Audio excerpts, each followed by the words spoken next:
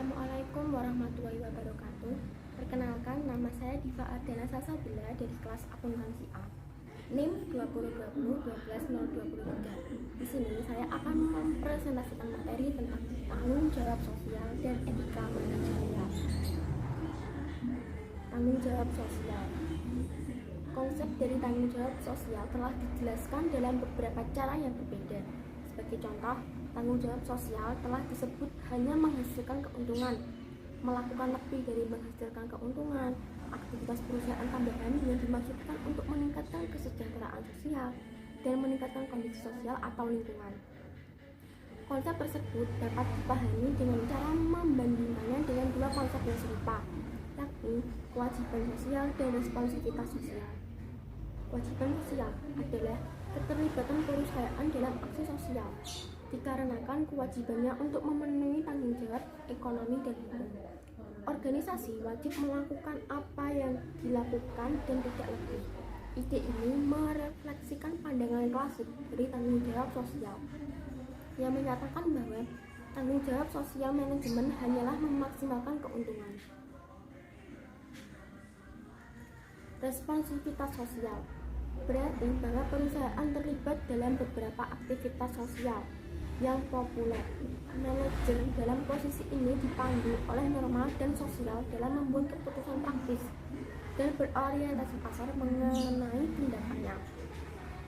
Responsivitas sosial dan kewajiban sosial mencerminkan pandangan sosioekonomi, yakni pandangan yang menyatakan bahwa tanggung jawab sosial manajer bukan hanya sekedar untuk menghasilkan keuntungan, tetapi juga termasuk melindungi dan meningkatkan kesejahteraan sosial. Pandangan ini didasarkan pada keyakinan bahwa perusahaan bukanlah entitas mandiri yang bertanggung jawab hanya kepada pemegang saham, tetapi juga mempunyai tanggung jawab terhadap masyarakat luas. Organisasi yang bertanggung jawab secara sosial mempunyai pandangan yang berbeda. Organisasi ini melampaui apa yang diwajibkan dilakukan atau dipilih untuk dilakukan karena kebutuhan sosial yang populer. Selain itu, organisasi melakukan apa yang perlu dilakukan untuk membantu mengembangkan masyarakat karena itu merupakan hal yang benar untuk dilakukan.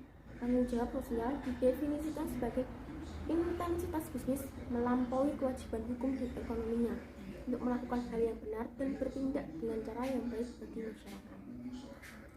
Adapun tanggung jawab sosial menurut Karl, yakni tanggung jawab ekonomi, tanggung jawab hukum, tanggung jawab etika, dan tanggung jawab kebebasan memilih. 1. Tanggung jawab ekonomi, yakni memproduksi barang dan jasa yang bernilai bagi masyarakat. 2. Tanggung jawab hukum, yakni perusahaan diharapkan mentaati hukum yang ditentukan oleh pemerintah. 3. Tanggung jawab etika, yakni perusahaan diharapkan dapat mengikuti keyakinan umum mengenai bagaimana orang harus bertindak dalam suatu masyarakat. 4. Tanggung jawab kebebasan memilih, yakni tanggung jawab yang diasumsikan bersifat sukarelawan. Dari keempat tanggung jawab sosial tersebut, tanggung jawab ekonomi dan tanggung jawab hukum dinilai sebagai tanggung jawab dasar yang harus dimiliki oleh suatu lembaga. Setelah itu, tanggung jawab dasar terpenuhi, maka lembaga dapat memenuhi tanggung jawab sosial lainnya seperti tanggung jawab dalam hal etika dan kebebasan memilih.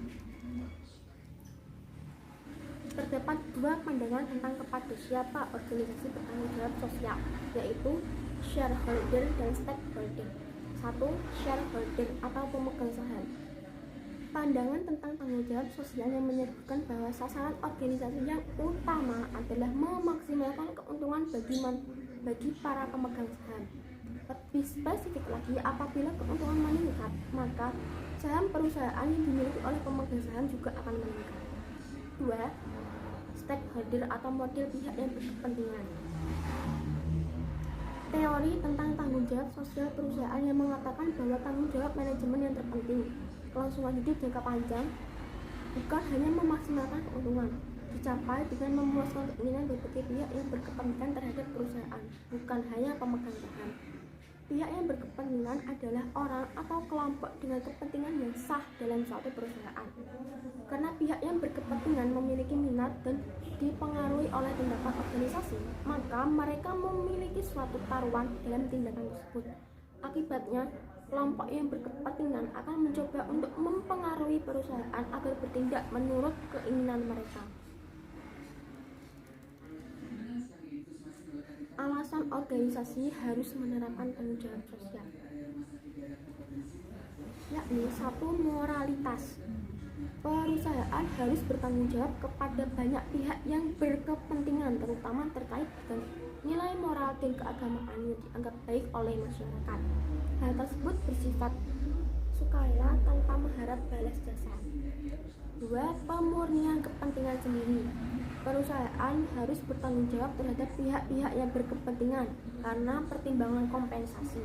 Perusahaan berharap akan dihargai karena tindakan tanggung jawab mereka yang baik dalam jangka pendek maupun jangka panjang. 3. Teori investasi. Perusahaan harus bertanggung jawab terhadap stakeholder atau para pemegang kepentingan karena tindakan yang dilakukan akan mencerminkan kinerja keuangan perusahaan. 4. Mempertahankan otonomi. Perusahaan harus bertanggung jawab terhadap stakeholder untuk menghindari campur tangan kelompok-kelompok yang ada di dalam lingkungan kerja dalam mengambil keputusan manajemen. Etika manajerial. Etika adalah prinsip, nilai, dan keyakinan yang mendefinisikan tindakan apa yang baik dan apa yang salah. Sedangkan menurut Griffin, etika adalah pandangan, keyakinan, dan nilai akan sesuatu yang baik dan buruk, benar dan salah. Etika manajerial adalah suatu kode etik perilaku seorang manajer atau pengusaha berdasarkan nilai-nilai moral dan agama yang dijadikan tuntunan dan pedoman berperilaku dalam menjalankan kegiatan lembaga. Secara sederhana, yang dimaksud dengan etika manajerial adalah cara-cara untuk melakukan kegiatan seorang manajer yang mencakup seluruh aspek yang berkaitan dengan individu, lembaga, sumber daya, dan juga masyarakat. Etika manajer dalam lembaga memiliki peran yang sangat penting, yaitu untuk membentuk suatu lembaga yang kokoh dan memiliki daya saing yang tinggi serta mempunyai kemampuan menciptakan nilai yang tinggi diperlukan sebagai suatu landasan yang kokoh. Selain etika, dikenal juga istilah moral atau moralitas, yakni ajaran-ajaran perilaku personal berdasarkan agama atau filosofi. Salah satu penyebab perilaku tidak etis adalah tidak adanya standar yang berlaku bagi seluruh dunia mengenai perilaku para pekerja bisnis. Sedangkan norma dan nilai-nilai budaya berbeda-beda untuk setiap negara, bahkan antara daerah geografis dan kelompok-kelompok etnis dalam suatu negara pun berbeda. Selain faktor-faktor situasional seperti pekerjaan itu sendiri, supervisor dan budaya organisasi, perilaku etis seseorang dipengaruhi oleh tahap perkembangan moral dan ciri-ciri kepribadian lainnya. Orang yang buruk moralnya bisa saja melakukan lebih sedikit pelanggaran bila mereka dibatasi oleh hukum, peraturan, deskripsi pekerjaan, atau norma struktural yang kuat dan tidak mengizinkan kegiatan tersebut. Sebaliknya, individu yang baik moralnya juga dapat dirusak oleh struktur dan budaya organisasi yang memperbolehkan atau mendorong praktek tidak beretika. Mari kita lihat fakta-fakta berikut ini. Tingkat perkembangan moral. Riset membenarkan adanya 3 level perkembangan moral. Masing-masing mempunyai 2 tingkatan. Pada tingkatan tersebut, penilaian moral seseorang semakin tidak bergantung kepada pengaruh dari luar dan lebih terinternalisasi. Pada level pertama, level prakonvensional. Pilihan seseorang antara benar dan salah didasarkan pada konsekuensi personal dari sumber luar, seperti hukuman fisik, hadiah, atau pertukaran kebutuhan. Pada level kedua, level konvensional, keputusan etika bergantung pada penjagaan standar yang diharapkan dan memengaruhi ekspektasi orang lain. Pada level ketiga, level prinsipal, individu mendefinisikan nilai moral terpisah dari otoritas kelompok tempat mereka bergabung atau masyarakat umum. Karakteristik individual. Dua karakteristik individual yakni nilai dan kepribadian memainkan peran dalam menentukan apakah seseorang berperilaku sesuai etika atau tidak. Setiap orang yang menjadi anggota sebuah organisasi dengan sejumlah nilai pribadi yang relatif tetap yang mempresentasikan keyakinan dasar tentang apa yang benar dan apa yang salah. Nilai-nilai kita berkembang sejak kita masih muda berdasarkan apa yang kita lihat dan kita dengar dari orang tua, teman-teman, guru-guru, dan orang lain. Maka karyawan di organisasi yang sama sering memiliki nilai yang sangat berbeda. Meskipun nilai dan tahap perkembangan moral tampak sama, tetapi sebenarnya tidak. Nilai bersifat luas dan mencakup berbagai masalah. Tahap perkembangan moral adalah ukuran kemandirian dari pengaruh luar. Kekuatan ego. Orang yang memiliki kekuatan ego yang tinggi sering menolak rangsangan untuk melakukan tindakan yang tidak etis dan mengikuti keyakinan mereka bahwa apa yang mereka lakukan adalah benar. Maka orang yang memiliki kekuatan ego yang tinggi sering melakukan apa yang mereka anggap benar dan lebih konsisten dalam penilaian dan tindakan moral mereka dibandingkan orang dengan kekuatan ego yang rendah. Kemampuan pengendalian. Atribut kepribadian yang mengatur tingkat sampai mana seseorang yakin bahwa mereka dapat mengendalikan nasib mereka sendiri. Variabel struktural. Desain struktural organisasi dapat mempengaruhi perilaku etis karyawan. Struktur tersebut dapat meminimalkan ambiguitas dan ketidakpastian dengan aturan dan regulasi formal dan terus meningkatkan karyawan tentang etika yang lebih mendorong kepada perilaku etis. Budaya organisasi. Kekuatan budaya organisasi juga mempengaruhi perilaku etis. Nilai-nilai di dalam budaya organisasi mencerminkan tujuan organisasi dan apa yang diyakininya. Dan nilai-nilai ini menciptakan perilaku karyawan secara etis maupun tidak etis. Dalam menciptakan etika bisnis ada beberapa hal yang perlu diperhatikan, yakni 1. Pengendalian diri, 2. Pengembangan tanggung jawab sosial, 3. Mempertahankan jati diri untuk tidak mudah terombang-ambing oleh pesatnya perkembangan informasi dan teknologi, 4. Menciptakan persaingan yang sehat, 5. Menerapkan konsep pembangunan berkelanjutan, 6. Menghindari sifat 5K, yakni kata balance, kong kali kong, koleksi, kolusi, dan komisi, 7. Mampu menyatakan yang benar itu benar, 8. Menumbuhkan sikap saling percaya antar golongan pengusaha kuat dan golongan pengusaha ke bawah, 9. Konsekuen dalam konsisten dengan aturan main yang telah disepakati bersama, 10. Menumbuh kembangkan kesadaran dan rasa memiliki terhadap apa yang telah disepakati. Mendorong perilaku etis. 1. Pemilihan karyawan. Proses seleksi seperti wawancara, tes, pengecekan latar belakang, dan lain-lain harus dipandang sebagai salah satu kesempatan untuk mempelajari tingkat pengembangan moral seseorang atau calon karyawan, nilai personal calon karyawan, kekuatan ego calon karyawan, dan kemampuan mengontrol seorang calon karyawan. 2. Kode etik dan peraturan keputusan. Kode etik adalah pernyataan formal dari nilai organisasi dan peraturan etika yang diharapkan dapat dipatuhi karyawan dan merupakan pilihan populer untuk mengurangi ketidakjelasan mengenai apa yang etis dan apa yang tidak etis yang dapat menjadi problem bagi karyawan. 3. Kepemimpinan manajemen tingkat atas. Melakukan bisnis secara beretika membutuhkan komitmen dari para manajer tingkat atas karena mereka adalah penyangga suatu lembaga dengan nilai-nilai bersama dan memberikan nuansa budaya. Mereka adalah tokoh panutan dan dalam hal kata-kata dan tingkah laku. 4. Tujuan pekerjaan dan penilaian pekerjaan. Di bawah tekanan tujuan yang tidak realistis, karyawan yang seharusnya mempunyai etika mungkin merasa bahwa mereka tidak mempunyai pilihan kecuali melakukan apa yang diperlukan untuk memenuhi tujuan. Juga pencapaian tujuan biasanya merupakan hal kunci dalam penilaian kinerja.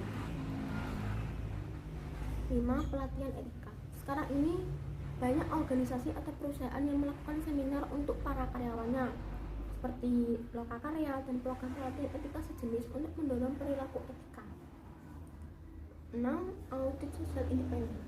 Audit sosial independen yang mengevaluasi keputusan dan praktek manajemen berdasarkan kode etik organisasi. Audit semacam itu bisa menjadi organisasi berkala atau dapat diadakan secara acak tanpa pemberitahuan sebelumnya. 7. Mekanisme prospektif. Karyawan yang menghadapi dirinya etika memerlukan mekanisme prospektif agar mereka dapat melakukan apa yang benar tanpa takut mendapat peringatan. Pendekatan etika. Ada 3 pendekatan etika dasar dalam perilaku etis, yakni 1. Pendekatan utilitarian. Tindakan dan perencanaan harus dinilai berdasarkan akibat dari tindakan tersebut. 2. Pendekatan hak-hak individual. Kesadaran bahwa manusia memiliki hak-hak dasar yang harus dihormati dalam semua keputusan. 3. Pendekatan peradilan. pemahaman bahwa pembuat keputusan harus wajar, adil, dan tidak bisa dalam mendistribusikan keuntungan dan kerugian bagi individual maupun bagi kelompok. Mengelola kegagalan moral dan kebobrokan nasional. Hal ini dapat dilakukan apabila seorang manajer mampu bersikap dengan bijak. Ada dua tindakan yang tampaknya sangat penting, yaitu kepemimpinan yang beretika dan perlindungan bagi mereka yang melaporkan tindakan yang salah. Kepemimpinan yang beretika. Apa yang dilakukan manajer mempunyai pengaruh yang kuat kepada karyawan untuk berperilaku etis maupun tidak.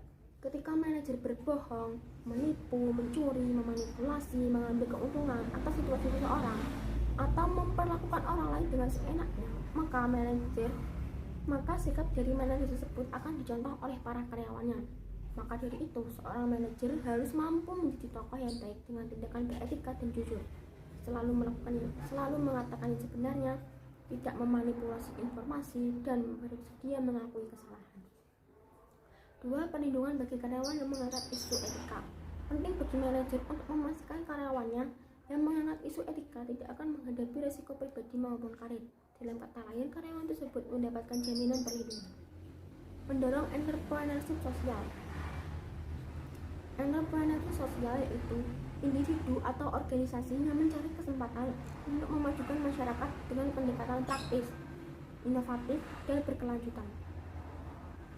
Entrepreneurship sosial hendak membuat dunia menjadi tempat yang lebih baik dan mempunyai keinginan yang kuat untuk membuatnya menjadi nyata. Bisnis mempromosikan perubahan sosial yang positif. 1. Filantropi perusahaan. Filantropi perusahaan dapat menjadi jalan yang efektif bagi perusahaan untuk menghadapi masalah masyarakat. Sebagai contoh, kampanye Merah Muda untuk mengangkat kesadaran akan bahaya kanker payudara dan kampanye Merah AIDS Global adalah cara-cara perusahaan untuk mendorong dan mendukung gerakan sosial. Banyak orang yang menyumbangkan uang dari berbagai tujuan, seperti yang diperlihatkan oleh para karyawan dan pelanggan. 2. Usaha sukarelawan karyawan. Sukarelawan karyawan adalah jalan yang populer bagi bisnis untuk terlibat dalam promosi perubahan sosial. Sebagai contoh, seorang karyawan perusahaan yang merenovasi sekolah di desa-desa terpencil agar dapat digunakan oleh anak-anak warga setempat untuk bersekolah dengan aman dan nyaman. Terima kasih.